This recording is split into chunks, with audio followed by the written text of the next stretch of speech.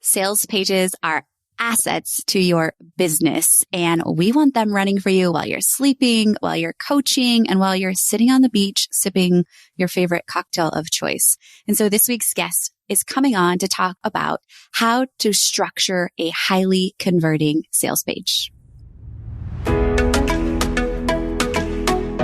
Hey, I'm Amanda, and welcome to the Best Damn Coach podcast, where I will teach you how to coach yourself, how to coach your clients, and how to run your coaching business. The number one goal of this show, though, is to help you be the best damn coach you can be so your clients go out and tell the world about you. So let's do the damn thing.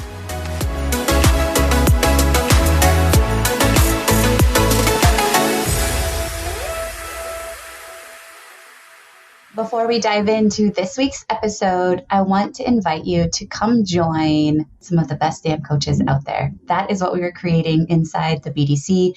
And this month, we are offering some freaking awesome bonuses when you join us, including a one-to-one strategy session with me where we focus on anything in your business that is keeping you stuck.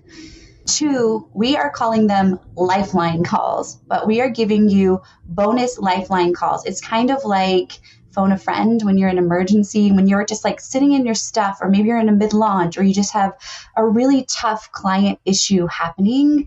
We are offering lifeline calls to you when you join. So you can reach out to me, and within 48 hours, I will be there with you to support you. And man, I wish honestly that this would have been an offering to me at points in my business, because I have desperately needed this. In addition to that, we're also giving you access to the 4 steps to creating a successful financial plan inside your business. We want you, the moment you make your first dollar, to know what you should be doing with it, what taxes look like, what kind of accounts you should be putting it in, how much money should be saved for, investing in your business versus what you pay. Those like really simple questions that we get so far in business that we forget to answer for ourselves. So we have amazing bonuses right now. We want you to become a part of a community of talented coaches that care about the people they serve, who want to be better coaches, who want to create a constant stream of clients that are literally knocking at their door. So to learn more, head on over to amanda-walker.com/bestdamncoach, and you can see how the community is created, how we meet, everything that's included in addition to these exclusive bonuses that are available this month only. Welcome to another episode of the Best Damn Coach podcast. We are diving into the juicy discussion of sales page conversion, and all the, I feel like, mysterious things about like, how do I make this work better? So I'm excited to bring on a lovely guest today. Sarah Walton's joining us to talk about how to convert your copy on your sales page into something your people actually want to buy from. So welcome. Thanks so much, Amanda. I'm so happy to be here. I have to tell you, it's the best named podcast ever. Woo-hoo. Love it. Thank you. I'll take it. That's what we're on a mission to do, is create best damn coaches out there. So, and one of those things is inevitably, as coaches, we are going to be salespeople. And I know that's something that many coaches reject in the beginning. Like, I don't want to be pushy. I don't want to be sales. If you do it authentically and within integrity of yourself, there's so much good stuff that can happen. And I'm sure you're going to talk a little bit about that today and how it impacts the sales page process. But we were connected by a mutual connection. And now having you on the show, I know, is an asset to my people, because this is this is not something I am an expert in. I've learned through the process of what to do and not to do. And I know I still need all the coaching around it too. But I would love for you to just share a little backstory. Like, how did you get to what you're doing today? Well, like so many of us, right? It was the corporate job, right? Where I feel like there's still a Sarah-shaped hole in the wall where I like ran away one day. I was like, bye, But honestly, my story starts much earlier than that, specifically when it comes to women and money, which is why I love sales so much. And if I may, I'm going to take you to Salt Lake City, Utah, when I was only 5 years old. Right. And I said to my mom, I was watching the Nutcracker, and I was like, I really want to do that. I was watching them dance. I'm like, I don't know what this magic is, but yes, I want all of it. And so, she'd scrim and save here and there to be able to afford dance lessons, that kind of thing. But where I was raised, a really big deal was being on the drill team in high school. This was a big deal where I was raised. And I'd watched these girls forever. This is all I wanted to do. So at the ripe old age of 16, right, it was time for me to try out And I did. I'm going to age myself a little bit and say we had like the Janet Jackson chair throwing moves. I don't know, Paula Abdul, those sorts of things. Paula Abdul and Janet Jackson are my people. It's like one of the first, the Paula Abdul concert was the first I've been to. I saw Janet Jackson live. So you are amongst like company. Right. I mean, come on now. Like serious chair throwing. We are talking knee popping, like, oh my God, so much pain. I should have been wearing knee pads kind of dances. Right. And I do all the things and I practice in my basement and I'm so excited and I try out and I make it and I'm thrilled. And then we get the letter, that comes and it's like, this is what your jacket's going to cost. This is how much the shoes cost. This is how much the costumes cost. And Amanda, I don't know if you've had one of those like out of body experiences where you sort of watch yourself go through something, but this was kind of like that. Like I was like, oh my God, I felt my stomach drop through the floor and it was like, I can't do this. We can't do this. And just that feeling of like watching something you want so badly just vanish. And I know you're surprised already, but I was very frisky. So I got a job at the local mall. It was the 80s. Again, dating myself. If you don't know what a mall is, just imagine Stranger Things. So I get a job at the mall, one of those stupid carts selling crap nobody needs, but I was really good at it and I had so much fun. And I got my paycheck and I was so excited. So I say to my mom, I need to get this check cash so I can go make a deposit on the costumes, right? So we go to a grocery store and at the time they would have a service desk because I didn't have a bank account. And at the service desk, you could like get checks cashed. You could do other things. So I go to the service desk to get my check cashed. And as I do that, my mom says, Sarah, the strawberries are on sale. Can we get some? And I'm thinking of my costume and I'm thinking of the strawberries. And I'm like, okay. So I know if you know anything about psychology, your head just exploded, but that's a different conversation for another time. What we want to know is my mom had 2 kids in the house at that time, single mom, not working. So I'm like, yes, get the strawberries. So I cash my check and I go to find my mom and my younger brother, and they're not in line at the fast checkout lane where they should be. So I'm looking and I finally see them and they're in line with a cart full of groceries. And it's a cart full of groceries I know my mom can't pay for, right? Like she just cannot pay for these. And I'm looking at it and it's like lunch meat for my brother's sandwiches. There's some bread. It's his favorite breakfast cereal. It's milk, the freaking strawberries, right? And I'm standing there and I'm like, I can pay for these groceries or I can pay for the costume I've wanted since I was 5, but I can't do both. And that was the moment I decided I could take care of my family or I could take care of myself, but I could not do both.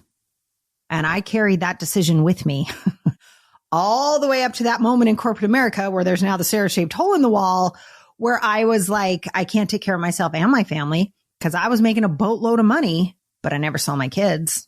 I was about 10 pounds lighter than I am right now. That part didn't suck. But I was like, not for healthy reasons, right? It was like, oh no, I can't eat. My stomach hurts all the time. I'm sad all the time. I'm stressed all the time. I hate my life all the time. And what I realized was that there's so many times we carry decisions we make at a very young age and we make them real. And because I decided I couldn't take care of myself and my family, I made that real. And so as I aged, I was taking care of my family and not me. And that is a lesson I love teaching other women is like, what are the unspoken family rules? What are the things you decided when you were younger that you don't remember anymore, especially when it comes to money? And so often what comes up and these stories that people suddenly remember, oh my God, I wanted to buy a gumball when I was 3. Like these things start to come out and what we don't recognize, especially if we got audience of the best damn coaches out there right now, right? You guys know that it's like, there's so much that we carry on from those moments and we don't even know. And so that day when I made the Sarah-shaped hole in the wall, I decided I was never going to let another woman in my presence ever feel the way I felt that day in the grocery store or feel the way my mother felt that day in the grocery store. And for everybody who's totally upset with me because I didn't tell you what I decided that day, I bought the groceries for my family that day. And another mom in our neighborhood, which was also her daughter, had also made the team. She ended up being one of my closest friends. She heard what had happened and she paid for my costumes. That's why I love women. Women are amazing. I know. It's like so amazing. And I was hosting a conference in Salt Lake City in 2019, right before COVID. And I tell this story often. We call it my grocery store story. And you know, sometimes, Amanda, I don't know if you feel this way, like you have an originating story or you have these things that have happened in your life. And they can become stories to us too sometimes. We tell them so much or we talk about them. And so what I did that day is I got to bring her up in front of the conference and say, and by the way, all of you who've heard this story before, this is the woman, makes me cry, who paid for my costumes. And it made it so real. It was like, this is not just a story I tell. There are people who were there that day and know what happened and understand what I decided. And this woman is the reason I want more money in the hands of more women, because we do really cool stuff with it when we have it. And then she died in 2020. And so it was this extraordinary moment. I got to say thank you to her publicly and really acknowledge how amazing women can be with our money. And I got to do that while she was still here, which was just one of the more amazing moments of my life. So that's why I'm here today. Oh my goodness. I answered your question. I got goosebumps. I mean, you exceeded answering the question and so many things are bubbling up. I just want to reemphasize something that has, well, I guess indirectly it has, but if you are somebody out there thinking you don't have a story, what you just shared is a prime example of why we all have a story, because it's not the grandioso things that really are instrumental in carving out who we are and molding who we are. It's these little tiny quiet moments where nobody else is around almost that really are transformational, right? And that also, if we say, we sometimes think it's these big things that impact our lives, but sometimes it's these little tiny flecks that have really unconsciously planted seeds in us that grow and grow and grow this giant, sometimes ugly fruit inside of us.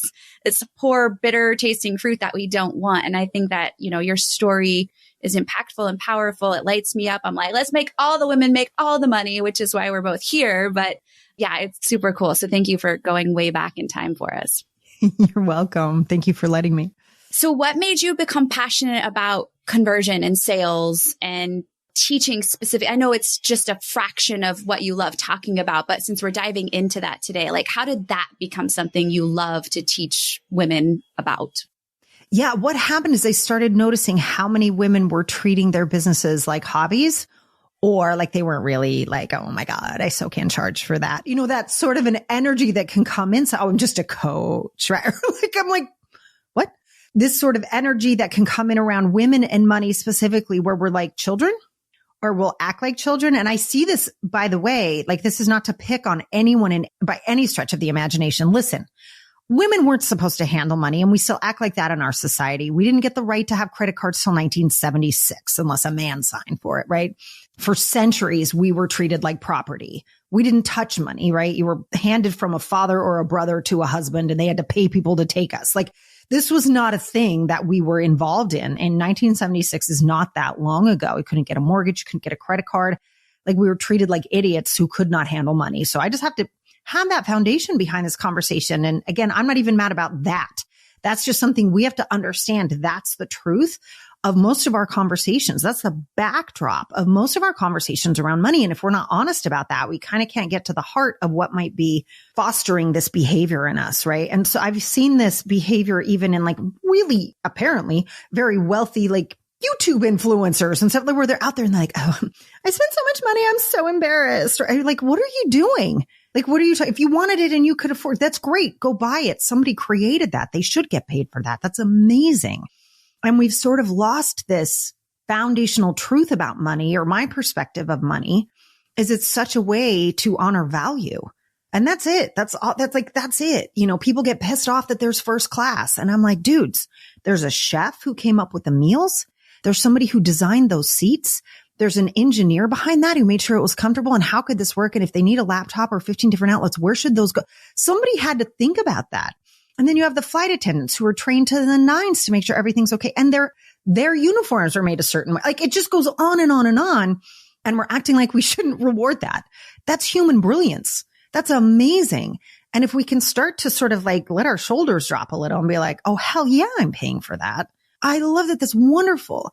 I think that as women, to sort of take on that powerful relationship with money, I think that's so important. And so as I was watching women, quote unquote, fail or close their businesses, I was like, what is happening here? And I kept seeing it happen. Friends who'd start multi-level marketing and then forget about, I was like, what is happening?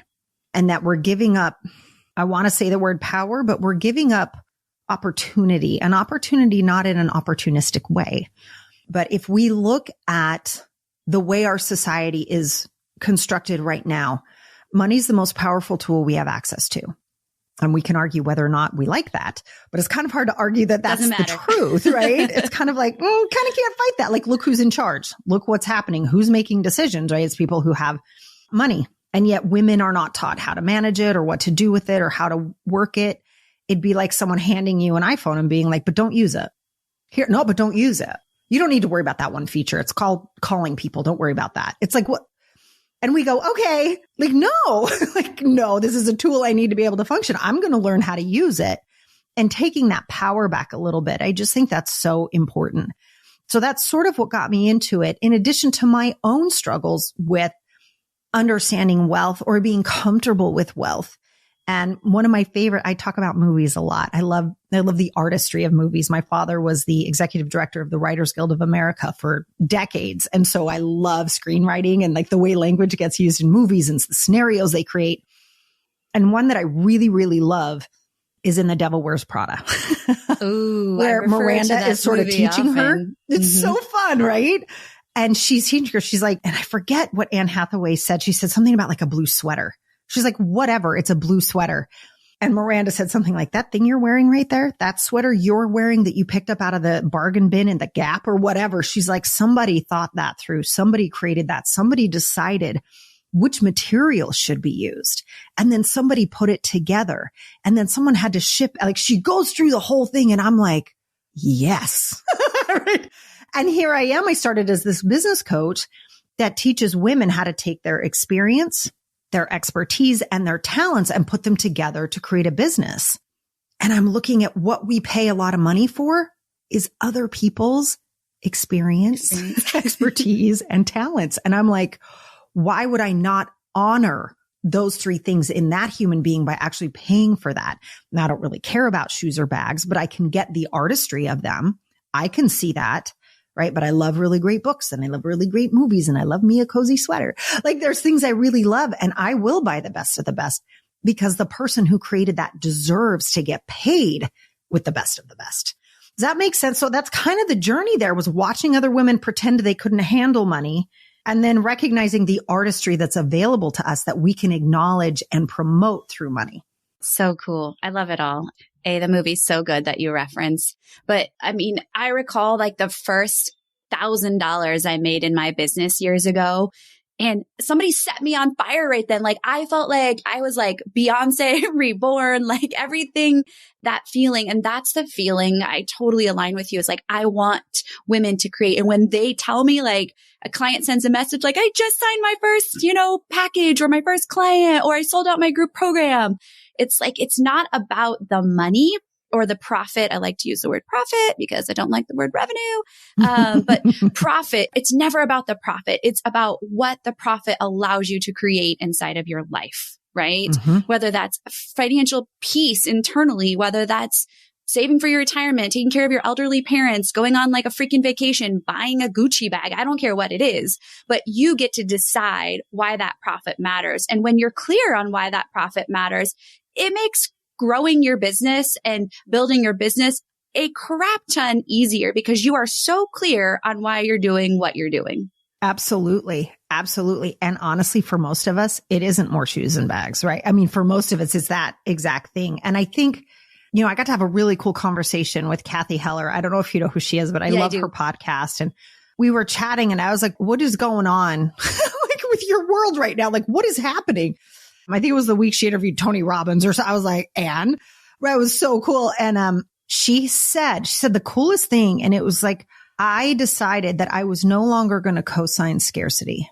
And I was like, whoa, say more things. When you said that. Right? I know. I was like, I'm sorry, say more of these things. What? Right. It was just so cool. And she went on to say, I'm not going to co-sign on the belief that you can't pay for what you need. And she was talking about all the times we second guess and go, oh no, just take it for free. It's fine. So she's like, I'm not signing on that. And she kept saying it. And I was like, that is so cool. And I said, how would you describe what you're looking to create by refusing to co-sign on scarcity? And she said, it's one thing. So funny because I did the shoes and bags thing, right? She's like, it's one thing to go get yourself a great pair of shoes. She's like, that's fine. It's a whole other experience to go buy some Jimmy Choos. And she's like, will they both let you walk across the floor? Yep. You don't feel the same though. And she's like, I'm not signing on a world where people don't feel that way walking in their shoes. And I was like, and she just dropped the mic. I'm like, we're done here. Like, oh my God. And I think that's part of what we're talking about here is like, the money's awesome. That's fantastic. It's about who we have to become in order to receive that much. I think that's really important as women. Totally. And it's also who are we becoming as we produce value that's worth that in the world. My financial goal is always for our business is always up at this little bulletin board I have here in my office with me. Too. Yours too? I love us, Amanda. I love us. And Are we recording a podcast right now? Or do you want to go get a glass of wine and meet me back here in 30 seconds? Dude, I won't tell anyone. Oh my God. I won't tell anyone. We could totally do that. And I was joking around like with my coach about it too. We were laughing. I was like, it's right there. I see it every day. And what occurred to both of us is like, what if I'm already putting that much value out into the world right now? And I was like, oh my God, that makes so much sense. And I was like, I have my podcast, I have my YouTube channel, all these things that we put out for free that I pay to produce, right? But we put out for free. Mm-hmm. And she's like, you're already putting that value out there. It has to come. And I just was like, right. Like these moments that we have. And for anyone listening or just trying to imagine what this can be like, it's like, that's the moment. Like you said, that first time you're like, bring it world. I got it now. Like, oh my God, I'm unstoppable. That's the reason to make the money. Yes, it's wonderful to take care of your family. You should. Yes. Like right now I'm working on my dad's house because he lives in LA and I'm like, I want him to have a great house. And like, that's what it's for. But it's also about who we specifically as women, who we have to become to receive at this level is so freaking exciting. And then you can do whatever the heck you want with it. You want to like clean the water in the world? Go ahead. You want to donate it all? Knock yourself out. Like that's your say. But that comes back to the idea. It's the most powerful tool we have access to. So who you have to become in order to receive it and then to direct where it goes. Oh, hell, I'd much rather have women doing that than anyone else. We're amazing. When you give women money, forget it. We take care of everything. I agree. And I think though the journey looks different depending upon your baseline, right? Because I never worked in a corporate job before. I don't know what the corporate world looks like. Never even got close to six figures. I was a teacher, right? And I grew up thinking, oh, serve the world. You do this job, you serve. It doesn't matter, change kids' lives. I'll do it at the sacrifice of the hours. You know how many freaking dollars I spent investing in my classroom of supplies, So when I left teaching, I was making $623 every other week in a paycheck. I was bringing home less than $1,300 and I was part-time, right? I taught 4 classes a day. It was at that moment where I remembered, and my husband was a police officer, right? Together we made less than 6 figures, both in public service jobs, right? So my baseline of belief systems is different than even a woman who was making 6 figures and was possible, because my thoughts were always, oh, that's for other people. Like those are for the connected people. Those are for the wealthy people, the smarter people. I can't say the harder working. I've always been a hard worker. That's never been, I've always said like, I'm never going to be the talented, prettiest, smartest person, but I'm going to damn sure be the one that works my butt off to be in that place where I want to go. So I also think the foundation is different for each of us, and what we have to come through to get to that place is different. And that's okay. That is okay if it takes a little bit longer or it takes you a different pathway to see that genius and what's possible for you on the other side. Oh my God, I just got chills. I couldn't agree with you more. And I think I love being a coach. I love the coaching industry. But that's one thing I'd really love to change is what a lot of coaches say, just try my 5-figure formula. And it's like, well, maybe that'll work, but we have to deal with the human being behind that and the journey that somebody has to go through, and that it's never our place to try to twist that or change that or alter that. And that we have to honor where people are while sweeping anything that's in the way in front of them so they can continue to walk forward and be their best selves. And I totally get what you're saying. Like I look back at my mom. I mean, you want to talk about a mindset of like, we don't have money. That's just not a thing. It wasn't even like, I don't know how to make it or I don't make it or it's not a thing. Yeah. And so I absolutely feel you of that idea of like, what is one person's journey from that as the role model, right, to making more money? And then looking at you guys coming in from these, and thank you so much, by the way, because it's the bedrock of our society that people do all that work. And boy, do we need to flip sports paychecks for service. Anyway, what we value, right? People, what we value. We need more women in charge. Anyway, but looking at like all that service and the value that provides the world and thinking that didn't match your paycheck. And I think that's probably what happened to you that day is you were putting all that value out in the world and it wasn't coming back in a way that was actually congruent. And that sometimes can cause a lot of discomfort for us. So, I mean, a massive kudos to you for figuring that out, one. And then two, having the courage and the compassion to talk about that and share that with other people who right now might be making $15 an hour going, how the hell do you sell $1,000 program? Right? Like, what are you talking about? I don't even know what that means. And honoring that too, go, I know, isn't that bananas? Right? And then walking through that and go, okay, so what would that be like for you? What does that look like for you? And it's just such this amazing opportunity for us to be inclusive and excited and also persistent in what's possible for all of us. Yeah. And when any one of us breaks through this, we give permission to everybody else to do the same and they can see it's possible. That's why I always tell the truth. I came from $0, zero of the no dollars, zero. Yeah. I mean, we all do. Sarah, my first clients, I charged $50 a month, month, right? I believe you. And it just shows, now that it's possible for anyone. And you just sometimes need to be willing to invest in resources and people that have been there in the mud, in the trenches, right? I always liken it to, it's wonderful when you hire a trainer that can take you on a journey and they've never experienced a transformational, body journey themselves, right? It's cool. But it's even more awesome when you hire the trainer that's lost 75 pounds and come through a shit ton of mindset work because they have the empathy to know what it's like to stand in your place. And that's why I think there's a lot of value to listening to somebody that was like, hey, I made $0. I charge $50 a month and now I charge thousands a month and I'm here for it.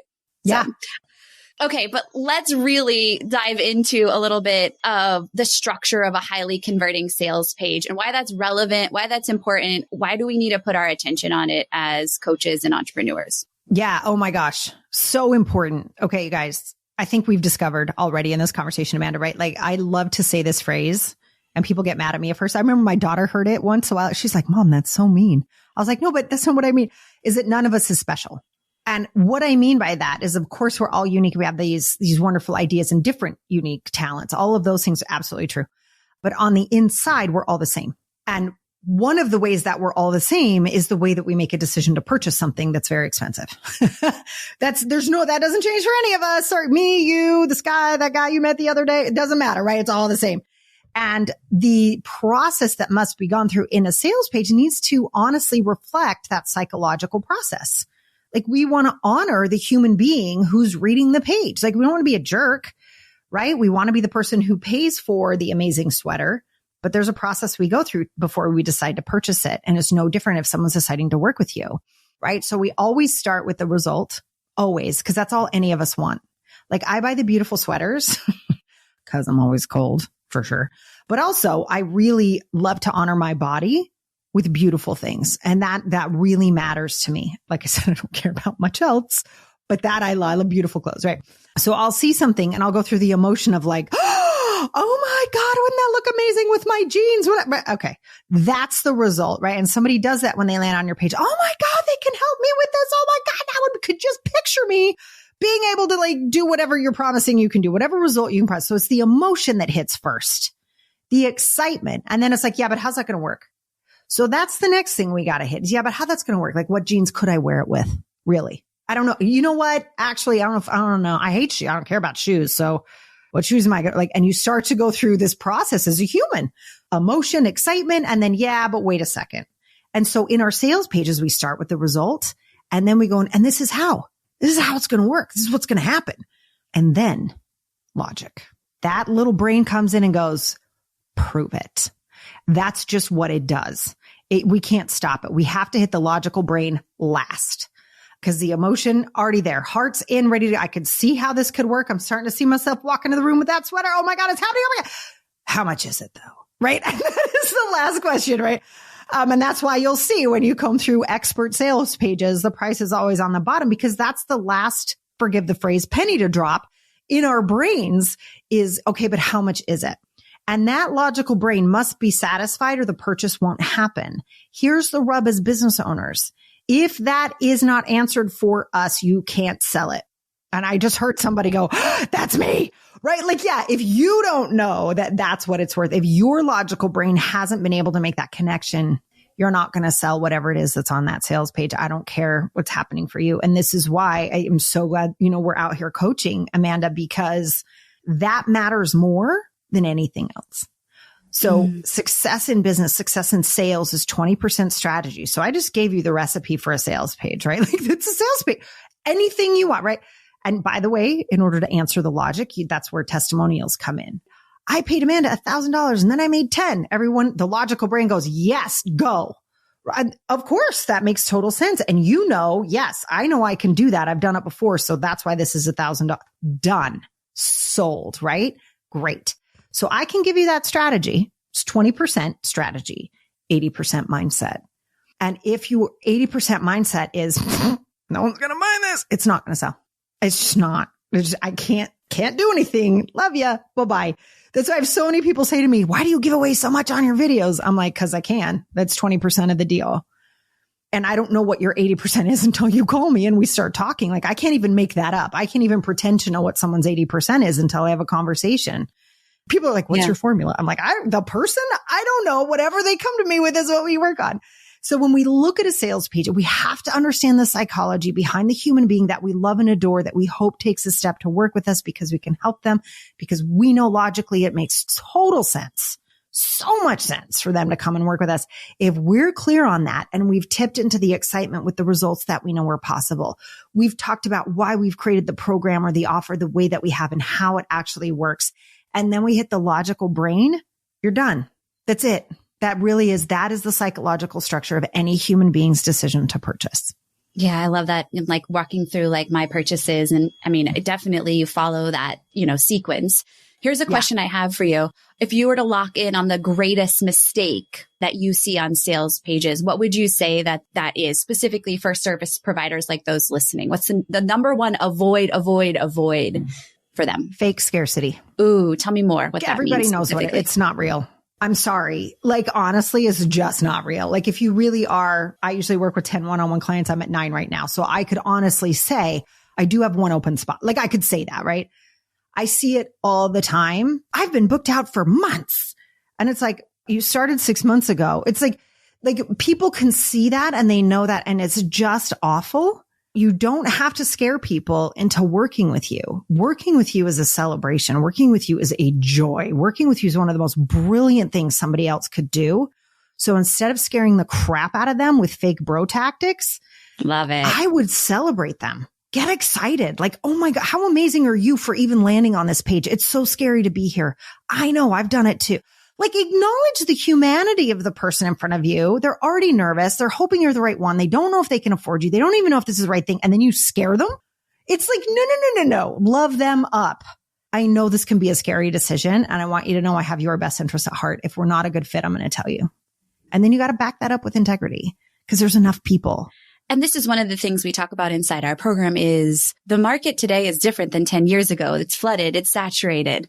So two things that come up on these sales pages for me as you're talking is A, love them up. I love that you said that. But second is like squelch the logic that they need with all the amazing freaking results that you deliver, which is why we spend so much time on results. Like, A, are you creating them? What are your greatest struggles? Like, help your people get really amazing results so they become your walking billboard, right? But repurpose the results you're creating with them because a sales page is just, one of many amazing, amazing places to, showcase them in whatever way that looks like for you.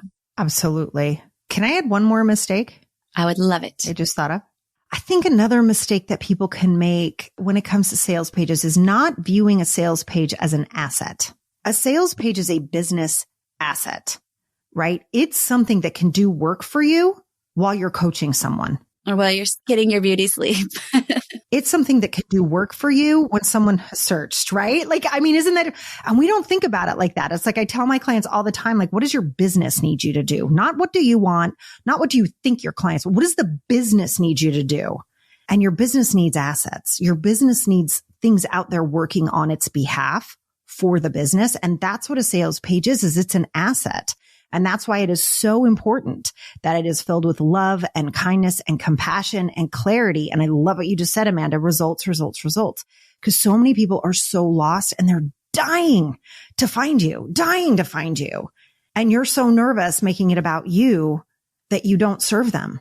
And this just breaks my heart in a million, 100 bazillion pieces because there are so many fantastic coaches out there who are terrified to say that they're really, really good. Again, why I love the name of your podcast. Well, and I think, okay, last thing, and then we'll wrap up. But I think there's a brilliant coaches out there who are afraid of business and being a skilled entrepreneur. And there's skilled entrepreneurs that are horrible coaches. And so for me, this is why our community is unique. We do both. Like, we want to teach you how to be like a badass coach who can tactically create a result and in the moment feel so confident in the questions and the directions. And you have to know how to do the business stuff. You can't just leverage and off level everything to everybody else, because that's, for me, one of the worst decisions you can make, because you don't really then know if things are working for you if you're relying on other people who care far less about your business than you do. Yeah, it's correct. Say more things. No, but that's right. That's exactly right. You guys, it's a business and it's its own entity. And if it helps, sometimes I'll say to people, it's like, when you're in a relationship, there's you, the other person, and then the relationship. The relationship is its own entity. And sometimes it's really helpful inside a relationship to say, what would the relationship want us to do right now? Sometimes that kind of takes the pressure off, right? But I want this. It's like, whoa, there's a third party here. And I think sometimes it's really helpful. It sort of takes the pressure off again. If you recognize the business is an entity and it needs your attention, it needs your questions, it needs your focus. And it's not a bad thing. It's a wonderful thing. It's there to support you so you can help more clients. It's there to support you to take care of your family. It's there to support you because we need money in this world, all those wonderful things we talk about all the time. But if you can sort of separate it a little bit and not take your business so personally, which is hard. I know, like we're in the middle of a redesign. I'm like, if I have to see my face one more time, I'm like, oh my God, I'm so sick of my face, right? Like, and again, we can feel like we are the business. We're not. The business is its own entity. And so love up your business too.